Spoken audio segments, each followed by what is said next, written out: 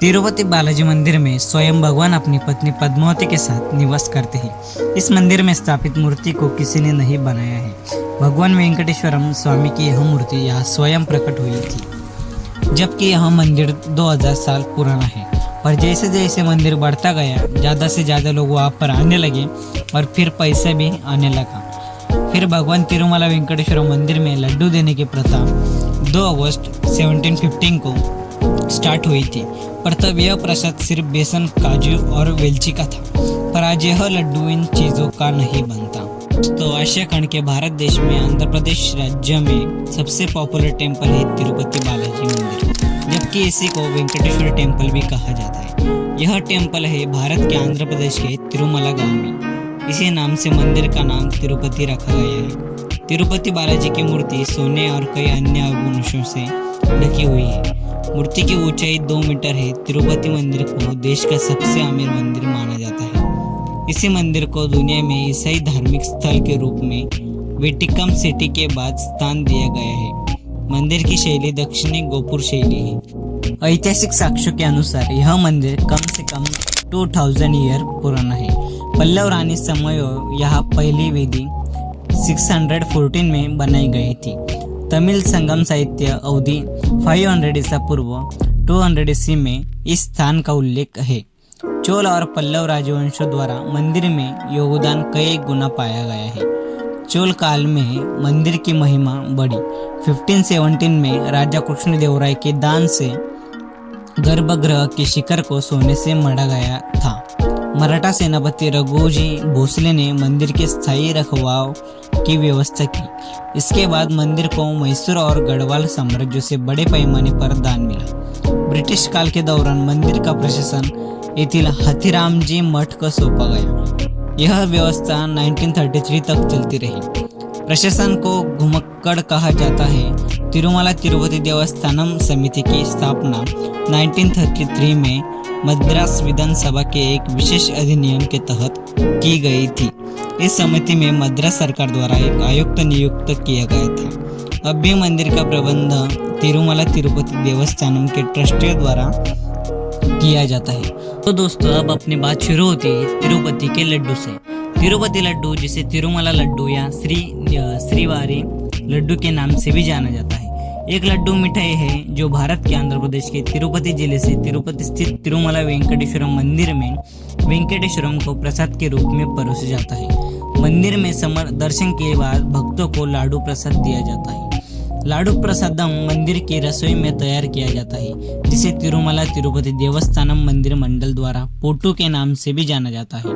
तिरुपति लड्डू को एक भौगोलिक संकेत टैग मिला है, जिसका अधिकार यह है कि ये केवल तिरुमला तिरुपति देवस्थानम ही बना सकता है और बेच सकता है। तिरुमला वेंकटेश्वरम मंदिर में वेंकटेश्वरम को लड्डू चढ़ाने की परंपरा 2 अगस्त 1715 को शुरू हुई थी। भौगोलिक संकेत टैग 2008 में तिरुमला तिरुपति मंदिरों ने तिरुपति लड्डू के काले बाजार को रोकने के लिए भौगोलिक संकेत टैग के लिए पंजीकरण कराया। 2009 में जीआई अधिनियम 1919 के तहत खाद्य पदार्थों की श्रेणी के तहत तिरुपति लड्डू के पेटेंट अधिकार प्राप्त किए गए थे।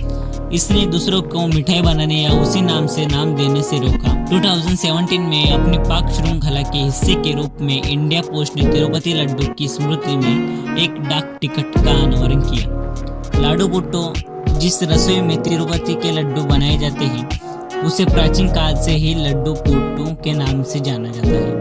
यह मंदिर के संपाकी प्रदक्षिणा में है। पोटू में 3 कन्वेंटर बेल्ट है, जिनका उपयोग पोटू में सामग्री और पोटू के बिक्री काउंटर पर तैयार लड्डुओं को परिवहन करने के लिए किया जाता है। 2007 में स्थापित 3 कन्वेंटर बेल्टों में से पहला केवल लड्डुओं को स्थानांतरित कर सकता है और दूसरा इसमें स्थापित किया गया है। 2010 में लड्डू और बूंदी दोनों को स्थानांतरित किया जा सकता है। 2 कन्वेयर बेल्ट टूटने की स्थिति में बैकअप के रूप में 2014 में एक तीसरा कन्वेयर बेल्ट स्थापित किया गया था।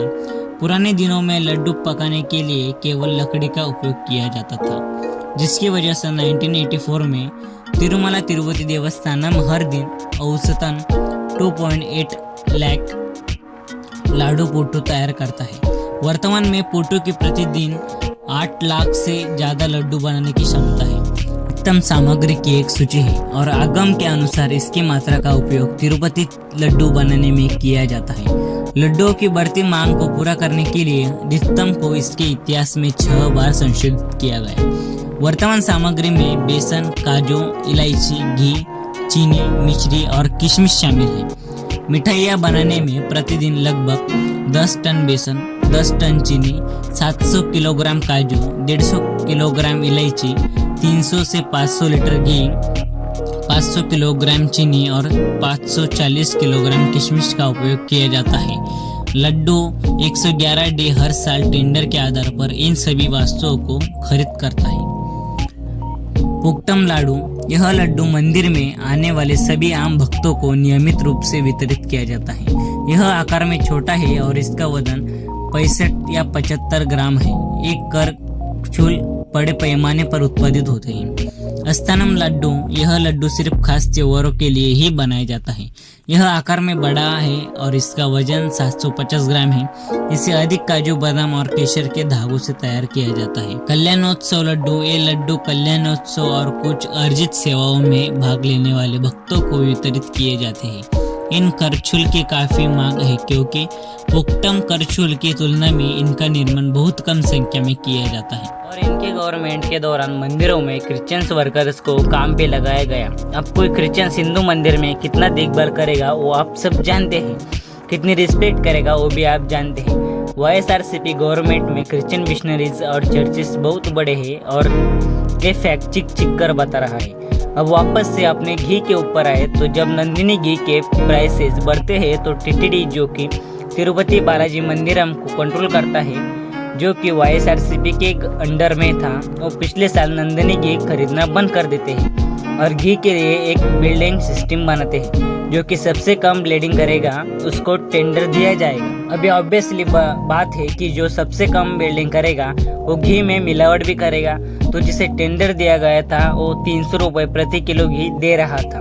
अब वापस आप खुद कर सोच के देखो, 300 रुपये किलो घी आपको कहाँ मिलेगा। वो पिछले साल ही ऑब्वियस हो गया था कि घी में मिलावट आने वाली है। अभी इस ब्लेडिंग सिस्टम में जिसे टेंडर दिया गया था वो कॉन्ट्रैक्टर अलग अलग टेंडर से घी लेकर TTD को पहुंचाता था।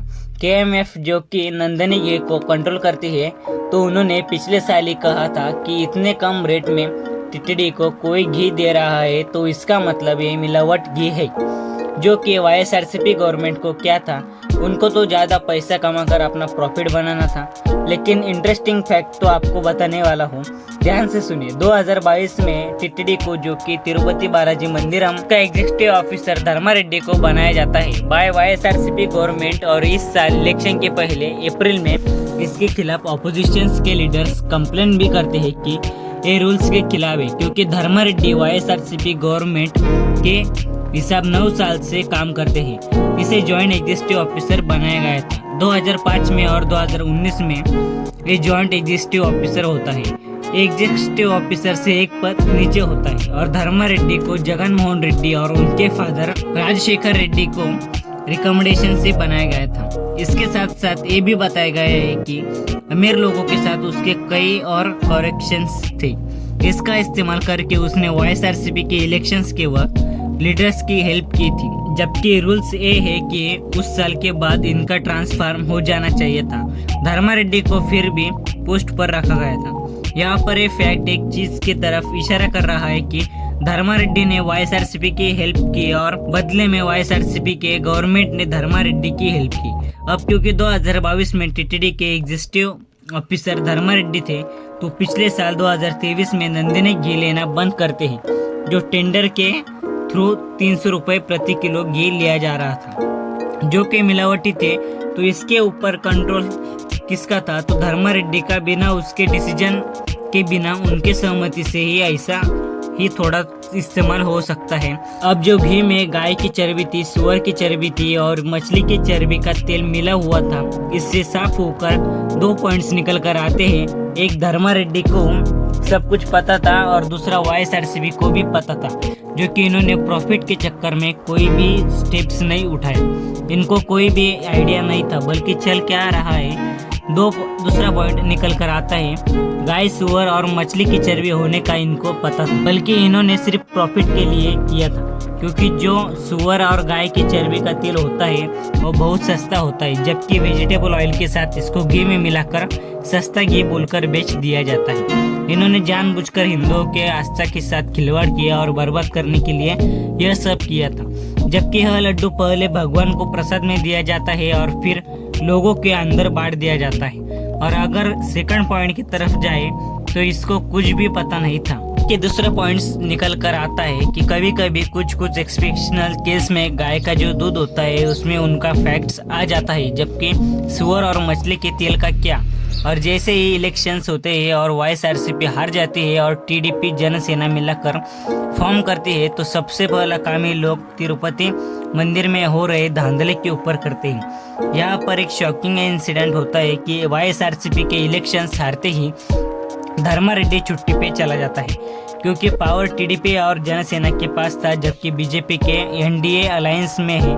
तो इन्होंने जय श्रामल को TDP का न्यू एग्जीक्यूटिव ऑफिसर बनाया और इन्होंने कमल संभालते ही बताया कि धर्मा रेड्डी ने TTD में बहुत सारे ढपले किए हैं, खूब करप्शन भी किया है और इन सब के जांच होगी और इसके ऊपर एक कम्युनिटी बनाकर कार्रवाई शुरू कर दी जाएगी। और इसी बीच में श्यामल राव जो घी खरीद जा रहे थे, इस कॉन्ट्रैक्टर से YSRCP गवर्नमेंट के दौरान टेंडर दिए जा रहे थे। उस कॉन्ट्रैक्टर के कुछ डीलर्स थे कि जो घी को बैन किया जा रहा था और इनके ब्लैकलिस्ट किया जाता है। यह लोग मिलावट घी दे रहे थे, क्योंकि बहुत ज़्यादा अमाउंट में कंप्लेंट्स आने लगते हैं कि जो लड्डू अब दिया जा रहा है वो पहले जैसा नहीं है, जबकि पहले वाले के लड्डू जैसा नहीं है। इसके साथ साथ श्यामल रॉय नए डीलर्स की खोज करते हैं जो कि अच्छे क्वालिटी के घी की दे सके।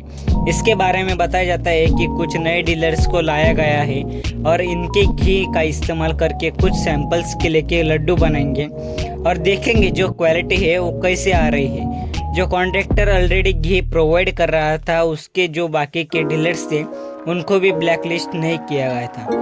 उनके घी को लैब रिपोर्ट में भेजा दिया जाता है और फिर रिपोर्ट आने के बाद हड़कंप मचा दिया जाता है, जबकि इसमें गाय के चर्बी का तेल, सुअर के चर्बी का तेल और मछली के चर्बी का तेल, बहुत सारे वेजिटेबल ऑयल मिक्स किए गए थे। और इसके बाद चंद्रबाबू नायडू पोस्ट करते हैं, जबकि YSRCP गवर्नमेंट हिंदुओं के आस्था के साथ खिलवाड़ किया है और अपमानित किया है। आप जानकर चौंक जाओगे कि यही सारे लड्डू जो मोस्ट ऑयल घी से मिलाकर बनाए गए थे वो राम मंदिर भी भेजे गए थे। तो आप सोच कर देखिए कि इतने रिलीजियंस के साथ होता है। तो सेम हालत होती है उस YSRCP की जो क्रिश्चियन धर्म के सपोर्टर माने जाते हैं, जो जगन मोहन रेड्डी है, जो कि क्रिश्चियंस फैमिली ने पैदा हुए थे।